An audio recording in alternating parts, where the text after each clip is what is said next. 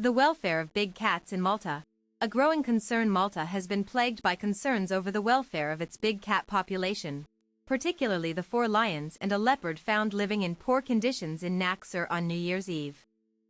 Despite discussions with the Veterinary Regulations Directorate, VRD, no vet has physically examined any of the big cats, leaving many to wonder if animal welfare is truly a priority in the country. Lack of expertise and manpower. The main obstacle to proper animal care in Malta is the lack of local expertise and manpower. According to animal welfare activist Althea Gallia, there are only 3 veterinarians working with the VRD, which is insufficient for the entire country. How can there only be 3 vets for an entire country? It just goes to show that animal welfare is not a priority in this country. The animals are currently under the care of their owner's veterinarian, who is responsible for their daily well-being.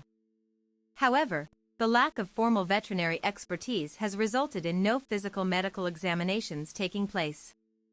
As a result, basic diagnostic procedures such as blood tests or dental checks have not been conducted. The vet who saw the animals told us they wouldn't go in there and that they are examining the animals just by looking at them. They told us from what they saw they are okay. But that's the problem. Althea Gallia, animal welfare activist. This lack of scrutiny raises concerns over the welfare of the animals. Gallia believes that the animals should be relocated to a sanctuary where they can live more freely, with adequate space. Options for relocation exist, but the process has stalled due to the absence of formal details.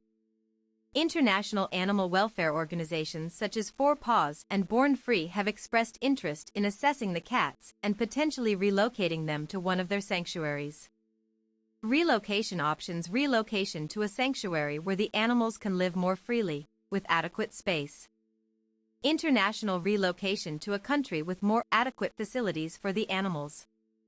However, the Animal Rights Ministry disputed Gallia's claims, stating that the number of vets working for the VRD is far higher than she suggested. Nevertheless, the ministry confirmed that no physical medical tests had taken place. Physical examinations were not considered ideal, as each animal would have required sedation, posing a significant risk to their lives. However, the ministry spokesperson claimed that there are no stereotypical behaviors, no excessive aggression, and no evident behavioral signs of frustration or other negative behavioral signs which may indicate poor welfare of these animals. Enclosures, smaller and lower than the recommended minimum standards. Enrichment activities. No enrichment activities are provided to allow the animals to ensure that they will not be bored in the enclosure. The situation raises questions about the enforcement of animal welfare laws and the broader issue of abandoned animals in Malta. Gallia believes that the current owner should bear the cost of their transfer abroad. The regulations say that a person caught guilty of keeping dangerous animals could be liable to a fine of anywhere between €2,000 and €65,000 and could be jailed for up to 3 years. However, it is unclear if the owner has been taken to court or fined. As the situation continues to unfold, animal welfare activists are calling for action and more resources to be allocated to the VRD to ensure the proper care and welfare of Malta's big cat population.